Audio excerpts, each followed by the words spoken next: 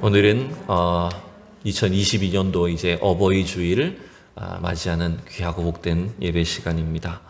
또 너무나 또 반가운 얼굴들, 또 귀한 믿음의 백성들을 또 만나게 해주셔서 참으로 여러분 감사를 드립니다. 어버이 주일 설교를 준비하면서 그런 생각을 해봤습니다. 과연 나는 행복한 사람인가? 또 반대로 여러분 이 땅에 사는 사람들 중에 정말 불행한 사람은 어떤 사람일까를 한번 생각을 해봤어요. 몇 년 전에 그 SBS 방송에 이런 사람들이 한번 소개가 된 적이 있습니다. 미국에 살고 있는 어떤 그 한인 자매였는데요. 말 그대로 노숙자로 살고 있는 사람이었어요. 쌍둥이 이제 막 10대, 20대 초반 된 그런 자매였는데, 쌍둥이 자매였는데 한인들이었어요. 한국 사람이었어요. 6살 때 미국으로 입양이 돼 갔습니다. 그래서 미국 사람의 가정에서 이곳저곳을 또 돌아다니다가 정착을 하지 못하고 또 계속 파양되고, 그러다 보니까 누구도 이 두 자매를 돌봐줄 사람이 없어진 거예요. 어릴 때 떠났기 때문에 한국말도 다 잊어버렸고, 제대로 된 미국에서 교육을 받지 못해서 학업도 제대로 하지 못해서 영어조차도 잘 못하는 그런 수준에 있었어요. 오갈 데 없는 이 두 자매는 길거리에서 노숙 생활을 하고 있었어요. 그래서 한국 사람들이 막 가서 도와주려고, 왜냐하면 우리 같은 핏줄이니까 가서 도와주려고 아무리 손을 내밀어도 끝까지 거부하는 겁니다. 한국은 자기를 버린 나라라고 이렇게 거절하고 마음을 굳게 닫았던 그 두 사람의 모습이 기억이 났어요. 여러분, 인간의 불행은 돈이 없어서 불행한 게 아닙니다. 가난하기 때문에 불행한 건 결코 아니에요, 여러분. 또 남들이 하는 것을 내가 못했다고 해서 불행한 것도 아닙니다. 남들이 갖고 있는 건강 있지 않다고 해서, 내가 좀 질병이 있다고 해서 그것 때문에 여러분 결코 불행하지는 않습니다. 여러분, 어쩌면 인간의 불행은 나라고 하는 존재가 어디서 왔는지, 그리고 나의 이 존재의 의미가 무엇인지를 알지 못할 때 그 사람은 가장 불행한 인생을 살 수밖에 없습니다. 마치 육신의 부모가 분명히 있음에도 불구하고 나를 낳아준 부모를 모를 때, 내가 어디서 왔는지, 내가 버림을 받은 것인지 어떻게 된 것인지도 모를 때, 여러분 그게 얼마나 당황스러울까요? 여러분, 입양 간 사람들 한번 생각해 보십시오. 자기는 그 나라 사람이라고 어릴 때 생각하고 자랐을 거 아닙니까? 그런데 어느 날 보니까 피부색이 다르고 또 인종차별을 당하거나 무시를 당하게 될 때, 왜 나는 여기에 와 있지? 전혀 이유도 알지 못한 채 자기의 존재를 바라보게 되면 그처럼 힘겹고 어려운 일이 있을까라고 생각이 됩니다. 여러분, 우리 인간은 하나님이 창조하신 존재입니다. 하나님이 우리를 창조하셨다는 것은 우리가 어디서부터 왔는지를 안다라고 하는 것. 여러분, 이거 굉장히 중요한 것입니다. 우리의 존재의 의미와 우리 인생의 출처를 하나님 안에서 발견해야 된다는 것입니다. 하나님의 계획 안에서 내 인생이 얼마나 의미가 있고 소중한 것인지를 아는 사람이 되는 것이 여러분 중요합니다. 우리 영혼의 주인 되시고 우리 영혼의 아버지가 되시는 하나님을 우리가 아는 것처럼, 그게 중요한 것처럼 우리의 육신의 부모를 아는 것, 육신의 부모님이 마치 우리의 이 존재의 출처와 근원이 된다라고 하는 것이 여러분 굉장히 중요한 것입니다. 앞서도 말씀드렸듯이 여러분 이 세상에 부모가 없는 사람은 없어요. 그죠? 그런데 내 부모가 누구인지를 모르고 또 그 부모로부터 전혀 사랑받은 기억조차 없다고 한다면 여러분 그 사람은 참 불쌍한 사람일 수밖에 없어요. 하나님이 우리를 지으셨는데 내가 하나님이 누군지도 모르고 하나님의 사랑을 모르는 건 여러분 불행한 사람입니다. 그것처럼 부모를 모르는 것도 똑같은 그런 상황이다라고 여러분 할 수 있는 거예요. 여러분 반대로 육신의 부모님은 내가 잘 알지 못하더라도, 별로 사랑받은 기억은 없더라도 우리 영혼의 주인 되시는 하나님을 알고 그분의 사랑을 내가 날마다 경험하고 받은 사람이라고 한다면 여러분 그 사람은 어쩌면 가장 귀한 복을 받은 사람이다라고 저는 생각합니다. 여러분, 오늘 이 자리에 앉아있는 저와 여러분들은, 우리 육신의 부모님들은 다 다르고 우리의 자란 환경은 저마다 다 틀릴지라도 여러분, 하나님이 주시는 그 사랑 안에서 저와 여러분의 인생은 가장 복된 사람들인 줄로 믿습니다. 여러분이 어린이 주일을 보내고 오늘은 이제 어버이 주일을 보내는데, 여러분, 저는 이 가정의 달을 보내면서 저와 여러분이 해야 될 일이 한 가지 있다고 생각됩니다. 그것은 뭐냐면, 우리는 사랑을 날마다 경험하고 사랑을 흘려보내야 되는 사랑의 유통자가 되어야 된다는 겁니다. 여러분, 한번 따라합시다. 사랑의 유통자가 됩시다. 네. 여러분, 이 사랑을 유통한다는 것이 뭡니까? 나는 사랑을 받기만 하는 존재가 아니라 내가 받은 사랑, 내가 경험한 사랑을 또 다른 누군가에게 흘려보내줄 수 있어야 된다는 것입니다. 여러분, 그 첫 번째 대상은 여러분 가족이에요. 우리가 부모님들로부터 받은 그 사랑, 그 은혜들을 내가 이제 나의 자녀들에게, 자손들에게, 후손들에게 물려줄 수 있다라고 하는 것, 여러분, 그건 우리가 할 수 있는 어쩌면 가장 최고의 일을 하는 거예요. 그런 사랑의 유통자가 되어야 된다는 겁니다. 또한 우리는 위로 우리의 부모님들과 우리 교회 어른들, 또 믿음의 공동체 가운데 서로를 존경하고 사랑을 표현하고 섬길 줄 아는 사람이 되어야 됩니다. 여러분, 비록 우리가 세상에서 많은 사랑을 받지 못했어도 하나님이 주신 그 사랑 때문에 우리가 누군가를 사랑할 줄 알고 섬길 줄 아는 그런 사랑의 유통자가 된다고 하면, 여러분, 그 사람의 인생은 참으로 행복이 가득한 사람이 될 줄로 여러분 믿습니다. 여러분, 저는 오늘 이 어버이 주일 이 말씀, 룻기 말씀을 통해서 이 주제를 여러분들에게 말씀드리고 싶어요. 부모 공경은 여러분 세상의 가르침만이 아니에요. 유교의 전통만이 아닙니다. 부모 공경은 하나님이 모든 인류에게 핵심적으로 주신 그런 명령이었어요.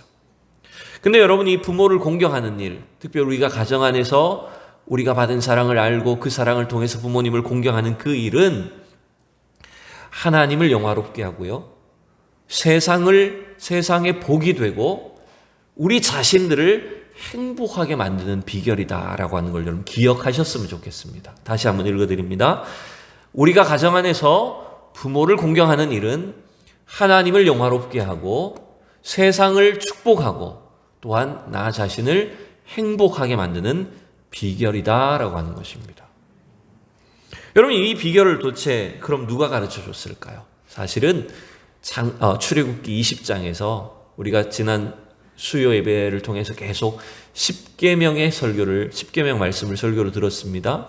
그 10가지 계명 중에 하나님은 제5계명을 통해서 뭐라고 말씀하셨을까요? 우리 5계명을 자막을 보고 같이 읽어봅시다. 시작. 내 부모를 공경하라. 그리하면 내 하나님 여호와가 내게 준 땅에서 내 생명이 길리라 라고 말씀하셨어요.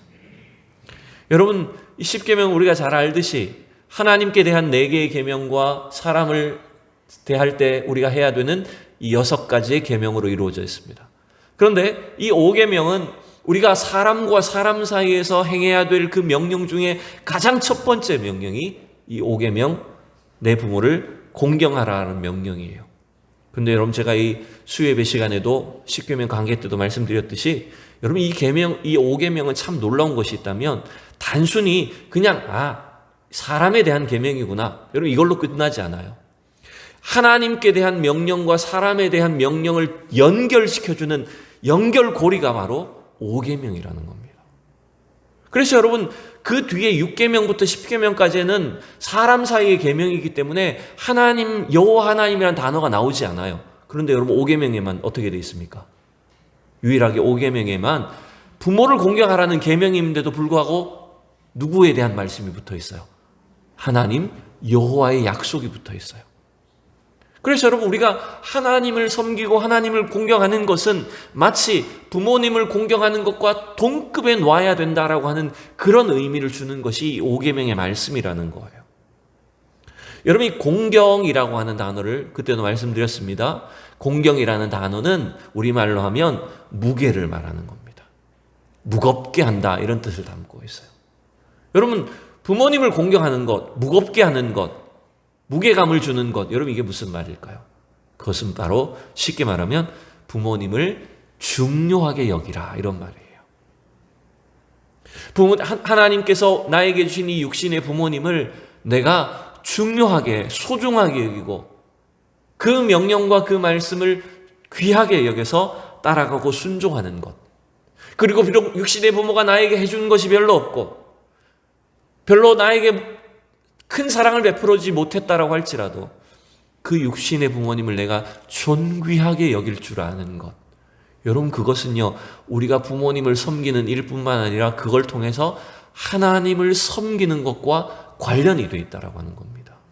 여러분, 이걸 기억하십시오. 육신의 부모를 잘 섬길 줄 알아야 하나님도 잘 섬길 수 있습니다. 이제 자녀들한테 가르치세요, 여러분. 날 잘 섬겨야 돼. 그래야 하나님도 잘 섬기는 거야. 여러분, 이걸 가르치셔야 돼요. 여러분, 물론 우리 육신의 부모들 중에는 자녀들에게 뭔가 상처를 입히기도 하고 많은 피해와 아픔을 주는 경우들도 있습니다. 그러나 여러분, 우리가 하나님을 경외하는 것이 우리 인간에게 가장 기본적인 법칙이듯이 부모를 공경하는 것이 부모의 어떤 상황과 어떤 부모냐와의 상관이 없이 우리 인간이 가장 기본적으로 지켜야 될 그런 원리들이다라고 하는 것을 성경은 우리에게 가르쳐주고 있습니다. 그렇기 때문에 여러분, 우리가 육신의 부모를 공경하는 것을 통해서 하나님을 영화롭게 할 수 있는 것이고요. 또한 그 하나님의 복이 무엇인지를 세상 가운데 증거하고 나타낼 수 있는 그런 세상의 축복을 나눌 수 있는 사람이 되고 그 과정을 통해서 우리 자신의 인생이 참된 행복과 만족을 이룰 수 있게 된다는 겁니다. 그 일을 이룬 주인공이 오늘 룻기에 여러분 기록이 되어 있어요. 여러분, 오늘 읽은 성경의 룻기의 주인공은 룻이라고 하는 한 여인입니다. 룻은 부모 공경을 통해 매우 특별한 사람이 되었어요. 제가 한번 설명을 드려볼게요. 여러분, 신구약 66권 성경 중에 여성의 이름으로 제목이 지어진 책이 몇 권이나 될까요, 여러분? 66권 중에 여성의 이름으로 제목이 지어진 책은 2권입니다. 한 명은 왕비가 되었던 에스더하고 오늘 본문의 주인공인 룻입니다. 여러분, 그러니 이 룻이 얼마나 더 특별한 여인이 된 겁니까? 또한 예수 그리스도의 마태복음 1장에 보면 예수 그리스도의 족보가 나오지 않습니까? 아브라함과 다윗의 자손 예수 그리스도의 계보라라고 해서 쭉 그 족보가 이어지는데 그 예수님의 계보에서 이방 여인들임에도 불구하고 예수님의 족보에 이름을 올린 여인이 또 2명이 있습니다. 그 사람이 누구냐면 여리고의 기생 라합과 오늘 모압 여인이었던 룻입니다. 그러니 여러분, 이 짧은 성경에 어쩌면 별로 중요해 보이지 않는 이 룻이라고 하는 이 여인의 그 삶이, 그 부모 공경이 하나님은 그것을 얼마나 중요하게 여기고 중요하게 보시는가라고 하는 것들을 여러분 알 수 있어요. 여러분, 저와 여러분이 하나님이 주신 은혜를 따라서 우리의 육신의 부모들 또 우리의 자녀들을 사랑하고 잘 섬기고 공경하고 이렇게 할 줄 아는 것, 여러분, 그걸 주님이 귀하게 보고 계심을 믿으시기 바랍니다. 여러분, 그건 너무나 중요한 거예요.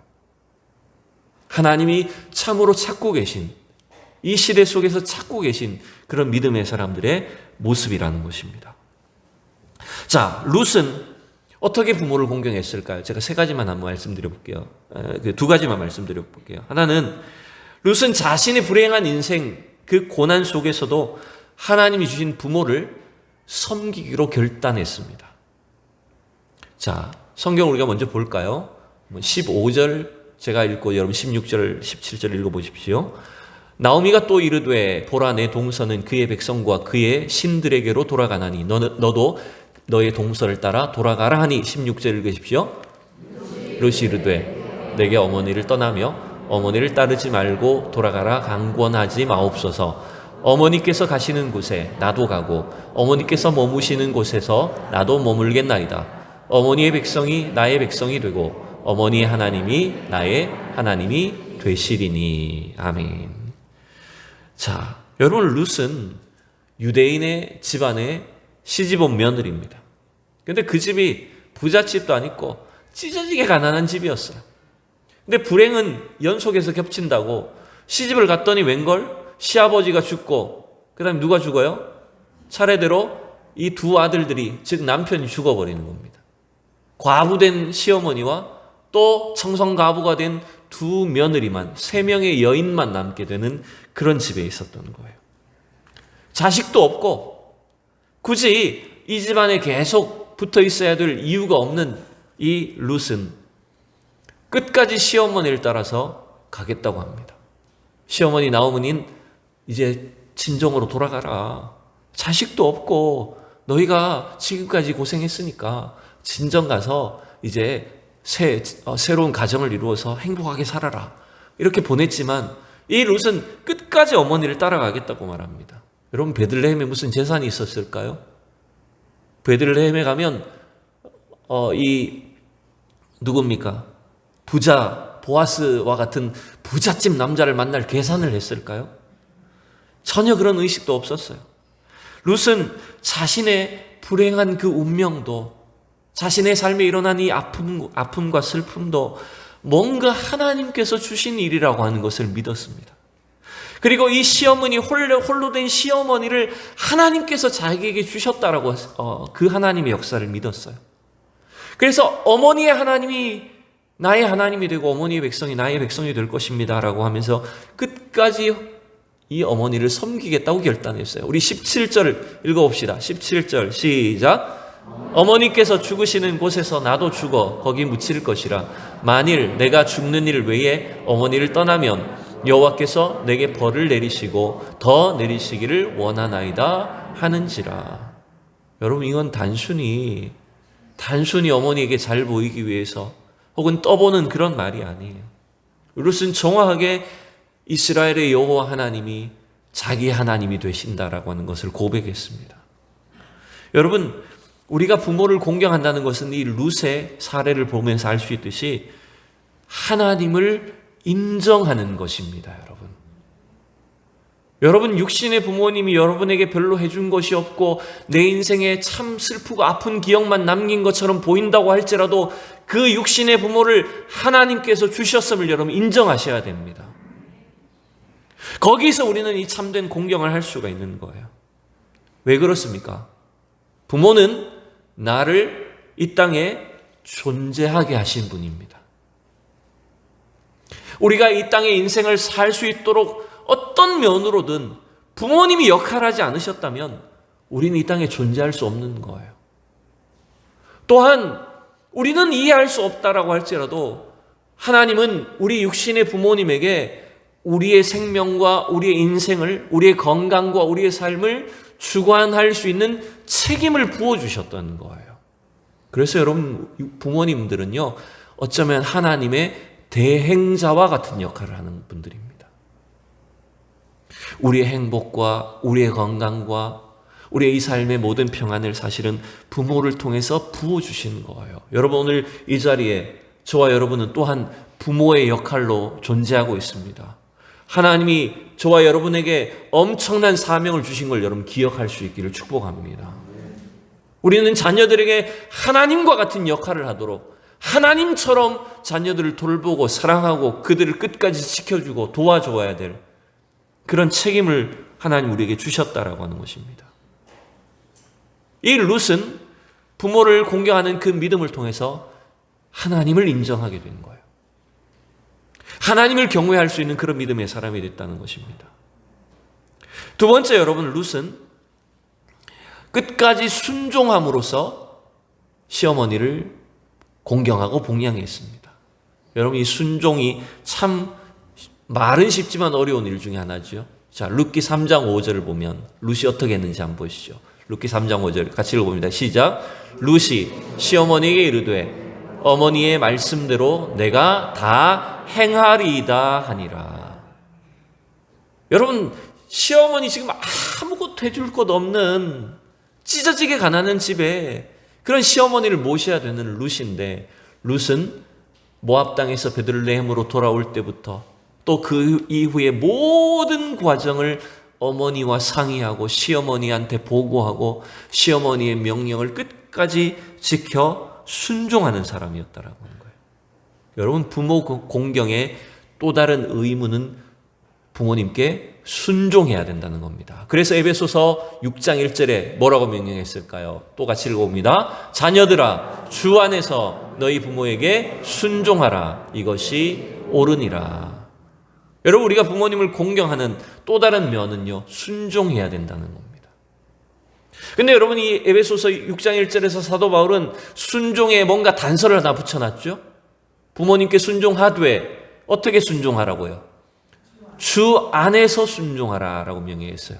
여러분, 이것은 믿음을 말하는 겁니다. 우리가 아무리 부모님께 순종한다 그래도 여러분, 죄를 지으라고 명령하는, 악한 일을 행하라고 명령하는 부모의 명령을 들을 수는 없잖아요. 여러분, 교회 가지 말라고 신앙생활하면 죽이겠다고 여러분 이런 명령을 할 때 여러분 그 순종할 수 없는 거잖아요. 우리 믿음의 사람들은.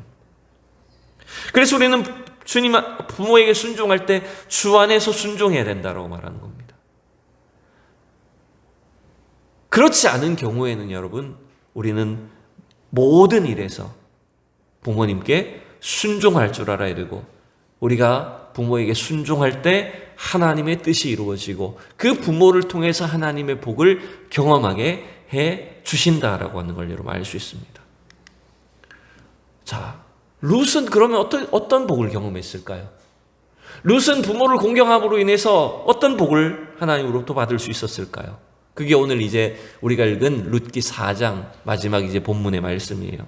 자, 13절부터 15절 먼저 읽어봅시다. 13, 14, 15절 시작. 이에 보아스가 룻을 맞이하여 아내로 삼고 그에게 들어갔더니 여호와께서 그에게 임신하게 하심으로 그가 아들을 낳은지라. 여인들이 나오미에게 이르되 찬송할지로다. 여호와께서 오늘 내게 기업 물을 자가 없게 하지 아니하셨도다. 이 아이의 이름이 이스라엘 중에 유명하게 되기를 원하노라. 이는 내 생명의 회복자이며 내 노년의 복량자라. 곧 너를 사랑하며 7 아들보다 귀한 내 며느리가 낳은 자로다 하니라. 아멘.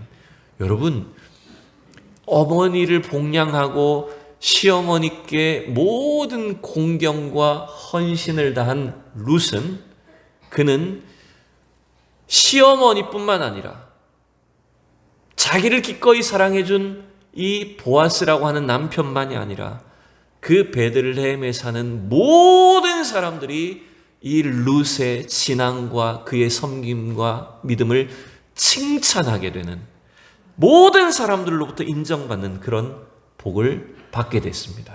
여러분 이게 굉장히 놀라운 일입니다.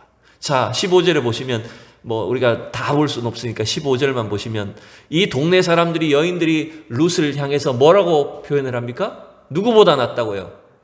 우리가 보통 딸 하나가 누구보다 낫다고 말합니까? 열날을 안 부럽다 말하는 것처럼 이 모압 땅 외국인 며느리가 시어머니를 얼마나 잘 섬기고 공경했는지 그 베들레헴 사람들이 뭐라고 다 인정을 했습니까? 7 아들보다 귀한 며느리다, 이렇게 인정을 한 겁니다. 여러분, 룻을 통해서 그의 시어머니와 남편과 베들레헴 동네 모든 사람들이 룻을 칭찬하고 축복하게 됩니다. 여러분, 심지어 나중에 17절에 가보면요, 굉장히 특이하게도 그 낳은 아들의 이름을 누가 지어줍니까? 여러분 보세요. 누가 지어줍니까? 보통 여러분, 우리가 아들을 낳으면, 자식을 낳으면 누가 이름을 짓습니까?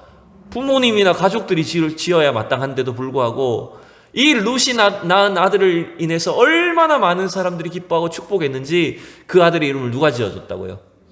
이웃 여인들이 지어줬다고요. 그러니까 이 룻의 그 신앙과 부모 공경은 모든 사람들에게 그 복이 어떤 것인지를 경험하게 했고, 칭찬받게 했고, 인정받는 그런 사람들이 되게 했어요. 그뿐만이 아니죠. 17절을 보면 그 룻이 낳은 아들이 누굽니까?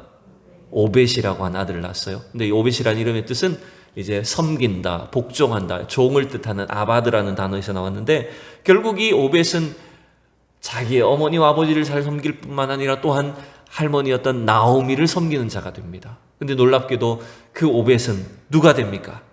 오벳은 누구의 아버지가 됩니까? 이새의 아버지가 되고, 이새는 다윗의 아버지가 됩니다. 결국 여러분, 한 사람의 헌신이 이 외국인 며느리인 룻의 부모 공경이 하나님을 영화롭게 할 뿐만 아니라 세상 가운데 복을 증거하고 그 자신의 인생 가운데 가장 명예롭고 행복한 축복을, 복된 가문을 이루는 비결을 이루었다라고 하는 것입니다. 여러분, 여러 가지 비결이 있겠지만 가장 중요한 비결은 바로 룻이 보여준 부모 공경이었다라고 하는 걸 여러분 알 수 있습니다. 여러분, 이제 이걸 반대로 생각해 보십시오. 여러분, 우리가 부모 공경을 하지 못한다라고 하면 여러분 이제 거꾸로 일이 발생하게 되는 겁니다. 우린 때때로 내가 나만 잘 살고 나만 행복하기 위해서 다른 사람을, 심지어는 가족조차도, 부모님조차도 잘 알지 못하는 그런 아주 극단적인 이기주의 성향 속에 살 수 있습니다. 여러분, 그런데 그 일은 우리에게 참으로 불행을 끼칠 수밖에 없다라고 하는 거예요. 독일에 그림 형제라고 하는 유명한 작가들이 있습니다. 그림을 잘 그려서 그림 형제가 아니라 이름이 그림 형제예요. 그 그림 형제 이야기 중에 이런 이야기가 있어요. 시아버지를 모시고 사는 한 부부가 있는데 이 시아버지가 이제 점점 연세가 들었어요. 그래서 연세가 드니까 이제 몸이 쇠약해져 가지고 자꾸 치매 증상도 있고 손을 자꾸 떠는 거예요. 몸을 떠는 거예요. 그러니까 음식을 차려드리면 먹는 것보다 흘리는 게 더 많고 맨날 그릇을 깨뜨리고 어지럽히니까 이 며느리하고 아들이 늘 아버지를 막 원망하고 타박하는 거예요. 그래서 어느 날 이 시아버지가 막 미워가지고 시아버지를 방 안에서 밥을 못 먹게 하고 돼지우리 같은 데다가 거기다 집어넣고 바닥에서 그냥 돼지처럼 밥을 먹으라고 집어넣었다는 거예요. 여러분, 이거 독일의 이야기입니다. 독일의 동화입니다. 근데 어느 날 그 부부의 아들이, 어린 아들이 자꾸 나무를 깎아서 무슨 그릇을 만들더래요. 야, 너 뭘 만드냐? 그랬더니 이 아들이, 어린 아들이 나무 그릇을 만들면서 이거 이제 돼지 밥그릇 만들어요. 왜 돼지 밥그릇 만드냐? 우리 돼지도 없는데. 이제 아버지 어머니 늙으면 이걸로 밥 드려야죠, 저도. 이렇게 얘기를 했다는 거예요. 그러니까 이 부모가 충격을 받아버린 거예요. 누가 보고 있었던 거예요? 자기들의 행동을? 어린 아들이 보고 있었다는 거죠. 그래서 우리가 이렇게 잘못했구나. 그래서 그 시아버지를 다시 모시고 와서 식탁에서 아무리 흘리더라도 전혀 말하지 않고 돌아가실 때까지 아버지를 섬겼다. 그런 이야기가 실제로 있습니다. 여러분, 하나님은 우리의 가정 안에서 여러분 부모를 공경하는 그 일을 너무나 중요하게 보고 계십니다. 여러분, 그 일은 하나님을 영화롭게 합니다. 그 일은 세상에 복이 될 줄로 믿습니다. 여러분이 부모님을 공경하는 것이 여러분의 가정의 자손들에게 참된 행복과 축복을 물려주게 될 것입니다. 여러분, 이제 결단하십시오. 이제 우리의 육신의 부모님은 이 세상에 없을 수도 있습니다. 그렇지만 그 부모님을 기억하고 그 부모님을 통해 주신 하나님의 사랑을 따라서 나도 사랑의 유통자로 살기를 원합니다. 우리의 자녀들이, 나는 비록 잘 못했지만 우리의 자녀들이 우리 육신의 부모들을, 또 다른 사람들을 잘 섬기며 사랑할 줄 아는 그런 사랑의 사람이 되게 해달라고 여러분 기도하시고 결단하는 귀한 은혜가 있기를 축원합니다. 제가 잠시 기도하겠습니다. 사랑의 주님, 은혜를 감사합니다. 우리에게 귀한 가정을 허락해 주시고 또한 하나님께서 세워주신 우리의 부모님들을 통해서 이 땅에 우리의 생명이 있게 하시고 우리가 지금까지 이 땅을 살아오며 하나님을 섬기며 귀한 가정을 이루게 하신 것을 참으로 감사합니다. 오늘 이 룻의 부모 공경을 통해 하나님이 어떠한 축복과 은혜를 주셨는지를 바라봅니다. 주님, 그 은혜와 복이 우리의 가정에 있게 하여 주시옵시고 우리의 자녀들과 우리의 후손들 가운데 참으로 부모를 잘 섬기며 또한 하나님을 섬겨서 주님이 허락해 주시는 놀라운 축복과 은혜를 마음껏 누리게 하여 주시옵소서. 감사드리며 예수 그리스도의 이름으로 기도하옵나이다. 아멘.